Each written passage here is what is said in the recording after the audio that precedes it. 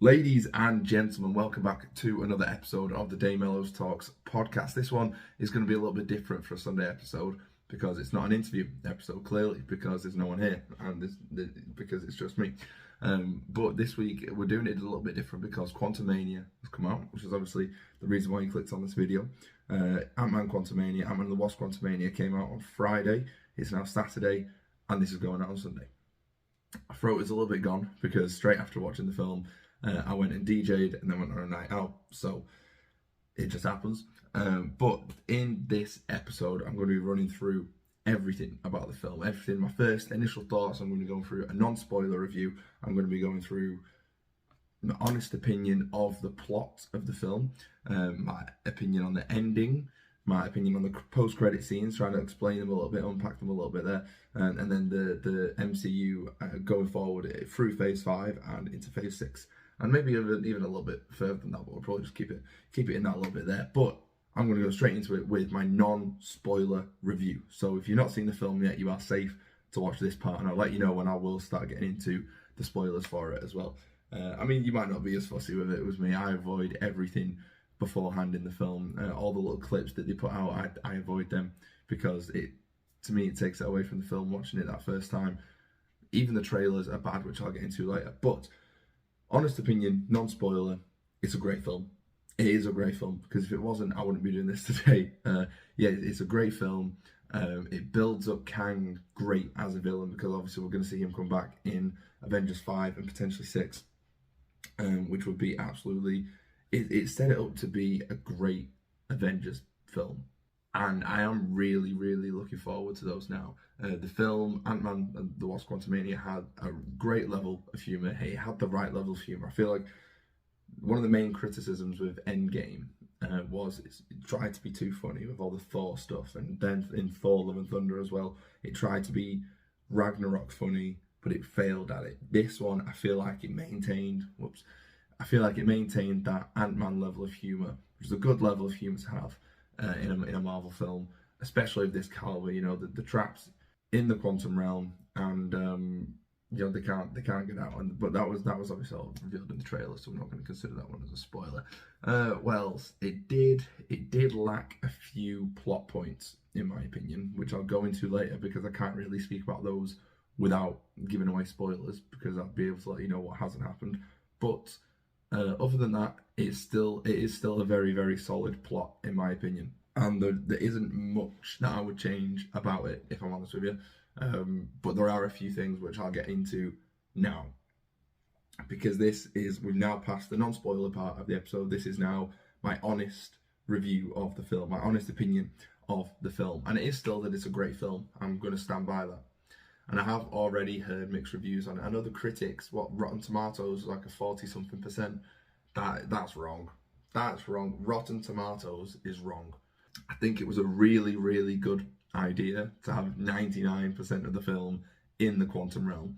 It really made it that the entire thing was about that. And I feel like having more of Scott and Cassie and everyone in the surface world, basically just not in the quantum realm, just living the normal lives, which it was cool to see. But though that 5-10 minutes at the start, that's all you needed. We got a little bit of it at the end, and that's all we needed, because it would have been lost.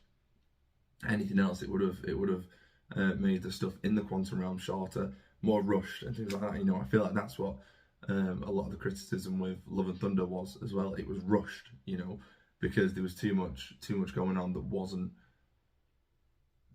going towards the main point of the film, the main focus, the conclusion of the film. Whereas Quantum Realm, you was in the quantum realm, in Quantumania, you was in the quantum realm start to finish pretty much. And what was also really good about that is a lot of the trailer footage was from outside of the quantum realm. Not all of it, don't get me wrong, there was a lot of it that was in the quantum realm, but the stuff that was out of the quantum realm, it pretty much got it all the way with in the first 10 minutes, which is really good, because then it's like, oh, well, there's so much then that the trailers didn't show. I do think the plot points that I was on about before that it kind of lacked is a death. I feel like it needed a death, a really good introduction with Kang. And I've said this before, I think I've said it on the podcast before, is that if he killed Ant-Man, like, what an introduction to Kang. I know we've had He Who Remains, but he was more of like a relaxed, goofy, funny guy. But This is Kang the Conqueror now, and we didn't see him kill anyone in the main cast. I feel like Ant-Man should have gone, or this is the one that I think would have worked a bit better. Hank Pym should have gone, because at the end of the day, I don't think he's got much left to serve in Marvel. I feel like he's done his day. As a character, I mean, Michael Douglas is a great actor, but I feel like he's served his time now. He's got the Pym particles. Hope has pretty much taken over. Where is it now? Hope Pym Productions or something like that. They said it in the film, the new company name and everything. She's basically curing the world, and so yeah, Hank Pym is pretty much now retired as a character, and he's just chilling, and he's finally got his wife back, which is why I think his death would have been absolutely amazing. His wife was being closed off about the quantum realm because she knew that it was dangerous. He kind of listened, but he also went behind her back to help Cassie. Ends up in the quantum realm, so it's his fault. What's her name? Janet tried to warn him. Hank didn't listen. Goes in, ends up dying because of Kang. Sets up Kang as an amazing villain. Hank's just got his wife back, and then now he's gone. So that's also a bit more of a character arc for Hope as well, and also Janet, if you wanted to throw her in a little bit more. I do feel like a death was lacked. I also think that Hank's character lacked character in this film. To be honest, he barely did anything. He made a pizza big, and he got a bit annoyed because his wife slept with someone else in the quantum realm when she was down there for 30 years. Which was, I just feel like that was a bit of a throwaway line, because then his character wasn't even in it for that long. So I feel like that was literally put in to give Hank a bit of character development in the film, and it kind of just went a bit flat on it. But it is what it is. So I feel like having his character die, having him a little bit more involved in the film. He had the cool thing with the ants, which was really cool, but that's pretty much all it was. So what else? Kang exiled by the Council of Kangs. I think that was a really good decision. I'll tell you, before that was revealed, I'll tell you what I thought was going on in the film, because I was wrong. But I also think that would have been pretty cool. But this I do think is really, really good, especially with the post credits, which I'll get onto in a little bit. I also thought it was really cool when Kang was doing the broadcast, when he was trying to launch his ship, and his chair and his army and everything. He's trying to get out of there, and he's doing that broadcast to everyone. He said that we're going to put an end to the Kang dynasty, because obviously he wants to rid everyone else and all the other timelines, and then he wants one timeline. Oh, what did they call it in Loki? The supreme timeline or something like that. The only timeline, or whatever they called it. But that was his goal. That's what he wanted to do, which is why I thought that the Kang we saw in Quantumania was He Who Remains. So I thought it was going to be at the end of this film, Kang ends up winning, and then that's how then he gets into the that castle at the end of time behind Eliath. He Who Remains, like cloud of fog. And I feel like what I thought was going on was Quantumania, Kang the Conqueror was going to win in this film, set up that one singular timeline, and then that goes back to Loki, where Loki and Sylvie Sylvie kills He Who Remains, and then that disrupts the flow of time. Yeah, I wasn't right. I was not right on that one.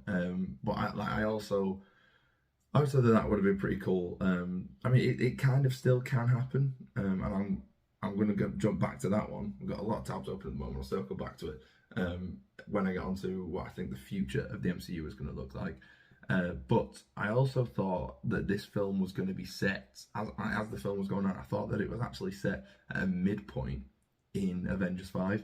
So I thought when he said he was sent down here and he was exiled down here, I thought it was going to be from the Avengers. So I thought the Avengers was their first solution, maybe at the end of Avengers 5, was going to be, right, how do we trap this guy somewhere that he can't get out of? We send him down to the quantum realm and remove everything in his power to get back out, which I thought made sense until it didn't make sense. But yeah, I still thought that would have been pretty cool, because then he could have come back in Avengers 6 and yeah. But is he dead? Is he dead? Is he dead? I don't know. I heard some people say that he might have just been like shrunk down, but yeah, I mean, they also like blew him up a little bit. But he's in that point where Scott had like loads of different variants of him. He was just surrounded by all of his possibilities, and then maybe he then absorbs all of them somehow. I don't know. This is just something that someone threw out there, and then that's how he gets even bigger and even better in Avengers 6, which would be Secret Wars. So that'd be quite cool. So maybe in Avengers 5, that's the solution that Ant-Man's going to give, though, that we need, well, it could be Ant-Man or Loki, really, that we need one Kang at that castle after Alliath and at the end of time, and we have him sitting in and we maintain one timeline. But then obviously that goes back on like the mass genocide of killing trillions and all that. But someone's got to suggest it at some point so if they know that there's other universes as well that are because there's infinite possibilities, so there's definitely other universes thinking the same thing, that are dealing with the same problem right at that exact time and dealing with Kang. If they decide that they want their universe and their flow of time, their timeline to be the one, the supreme one, whatever it is, then it's competition then. But that's then how you're going to get incursions.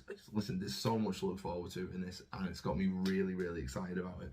But my opinion on the ending of the film. Okay, so that's the point we're up to now. My opinion on the ending of the film. Ant-Man and the Wasp. Okay, avoiding the deaths. If we're not doing the deaths, so I've already said that I feel like there should have been a death in this film. But if we're not doing that, Ant-Man and the Wasp should have been trapped in the quantum realm at the end of this. Janet's been trapped in the quantum realm already. They've just got Janet back out, and now I think I think Scott and Hope should have been trapped in the end when Kang tried to get through that portal, and then Scott had to stay through. They had a bit of a scrap, and then Hope comes back out, saves Ant-Man. They get rid of Kang, they sort him out. They either blow him up, shrinking down, whatever that thing did, and that portal went then. But then obviously Cassie, Hank, and Janet then went and brought them back. But they had a moment where they was just looking through this rebellion, or the aftermath of the rebellion, with everyone cheering, and it's like, oh wait, they've won. I thought that was going to be like, right, so we're here for a bit now until they can get us out.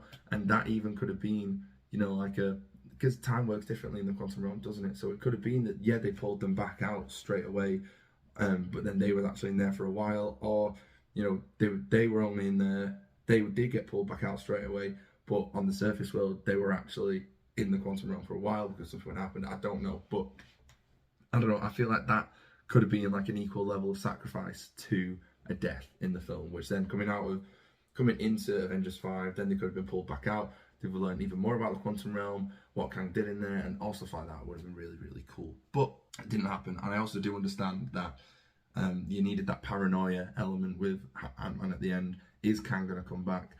Did we actually finish him off? Is he dead? What's going to happen? And I feel like you couldn't have had that while also balancing the loss of a main character.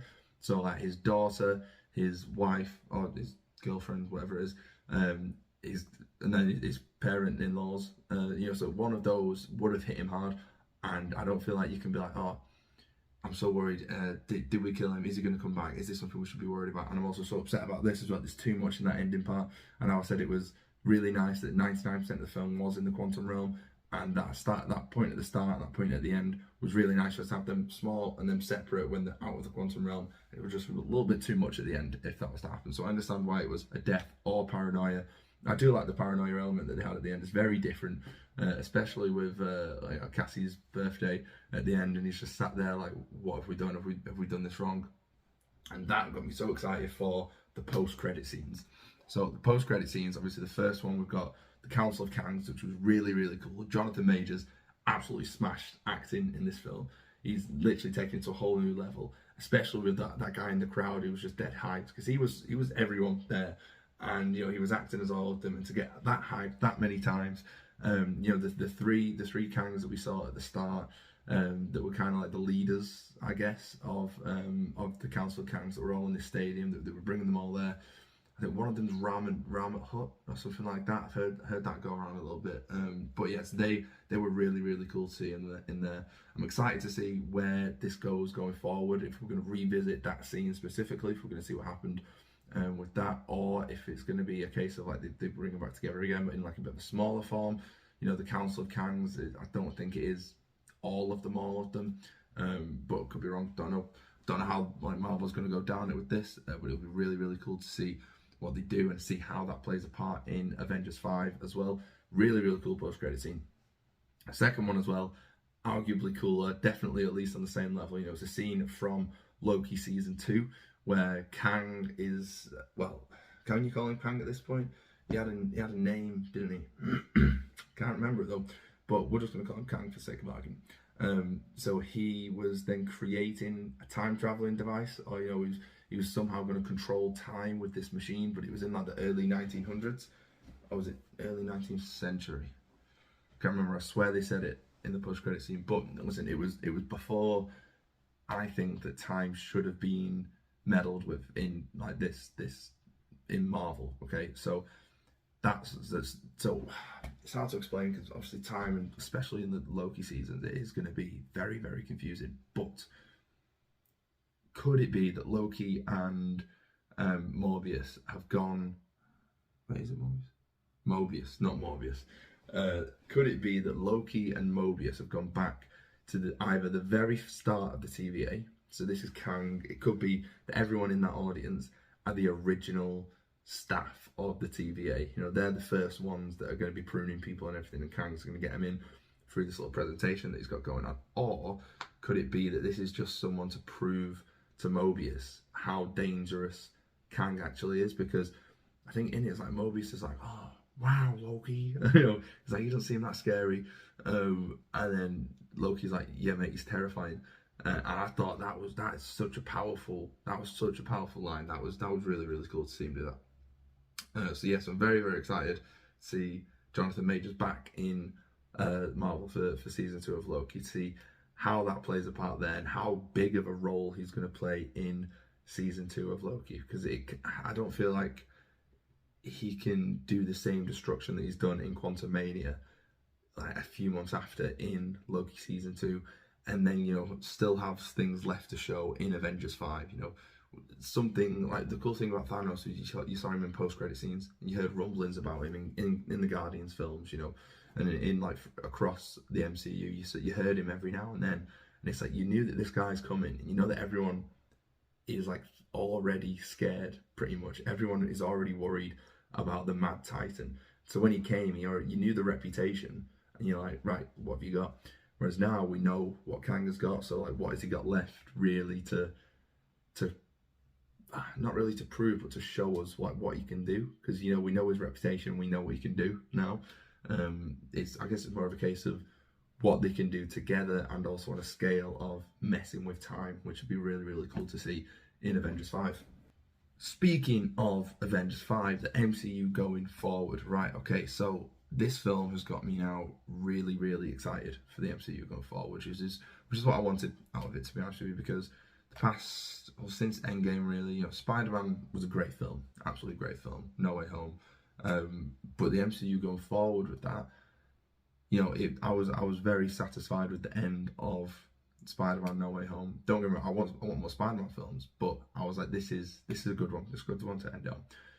And it's not really hinting towards any future Avengers films, which is not what makes a good Marvel film, but I'm now talking about the MCU going forward, so this has got me excited for it, because it links, because it's the same villain, right? So the MCU going forward, very excited for it. Thor: Love and Thunder didn't really do it for me. Black Panther, I know it's like hinting towards T'Challa's kid in the future, but even that, I was like, great film, but it didn't really excite me to the future of the MCU. Multiverse of Madness did with the like mention of incursions and stuff, but there's a whole thing on that.